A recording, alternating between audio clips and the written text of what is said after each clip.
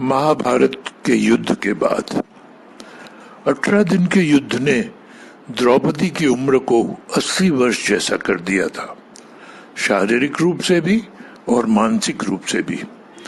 शहर में चारों तरफ विधवाओं का बाहुल्य था। पुरुष इक्का दुक्का ही दिखा पड़ता था। अनाथ बच्चे घूमते दिखाई पड़ते थे और उन सबकी वह महारानी द्रौपदी हस्तिनापुर के महल में निश्चेष्ट बैठी हुई शून्य को ताक रही थी। तभी श्री कृष्ण कक्ष में दाखिल होते हैं। द्रौपदी कृष्ण को देखते ही दौड़कर उनसे लिपट जाती है। कृष्ण उसके सर को सहलाते रहते हैं और रोने देते हैं।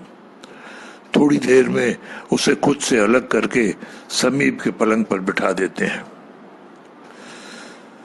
द्रौपदी बोली, यह क्या हो गया सखा, ऐसा तो मैंने नहीं सोचा था। तब कृष्ण बोले, नियति बहुत क्रूर होती है पांचाली, यह हमारे सोचने के अनुरूप नहीं चलती, हमारे कर्मों को परिणामों में बदल देती है। तुम प्रतिशोध लेना चाहती थी और तुम सफल हुई द्रौपदी। तुम्हारा प्रतिशोध पूरा हुआ। सिर्फ दुर्योधन और दुशासन ही नहीं, सारे कौरव समाप्त हो गए। तुम्हें तो प्रसन्न होना चाहिए। सखा, तुम मेरे घावों को सहलाने आए हो या उन पर नमक छिड़कने के लिए? नहीं द्रौपदी, मैं तो तुम्हें वास्तविकता से अवगत कराने के लिए आया हूं। हमारे कर्मों के परिणाम को हम दूर दूर तक नहीं देख पाते हैं और जब वे समक्ष होते हैं तो हमारे हाथ में कुछ नहीं रहता। तो द्रौपदी बोली, तो क्या इस युद्ध के लिए पूर्ण रूप से मैं ही उत्तरदायी हूं कृष्ण? नहीं द्रौपदी, तुम स्वयं को इतना महत्वपूर्ण मत समझो, लेकिन तुम अपने कर्मों में थोड़ी सी भी दूरदर्शिता रखती तो स्वयं इतना कष्ट कभी नहीं पाती। तो मैं क्या कर सकती थी कृष्ण?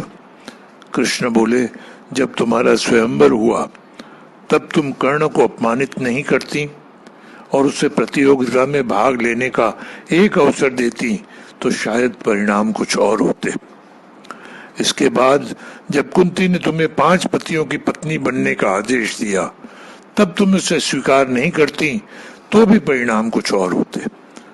और उसके बाद तुमने अपने महल में दुर्योधन को अपमानित किया, वह भी नहीं करती तो तुम्हारा चीरहरण नहीं होता, तब भी शायद परिस्थितियां कुछ और होती।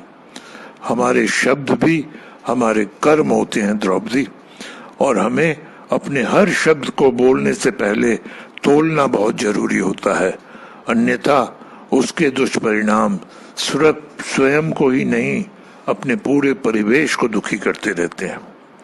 संसार में केवल मनुष्य ही एकमात्र ऐसा प्राणी है जिसका जहर उसके दांतों में नहीं, शब्दों में है। इसीलिए शब्दों का प्रयोग सोच समझकर करिए। ऐसे शब्दों का प्रयोग करिए जिससे किसी की भावना को ठेस नहीं पहुंचे। इस सत्य को जीवन में अपनाएं और जीवन चरितार्थ करें। जय सिया राम।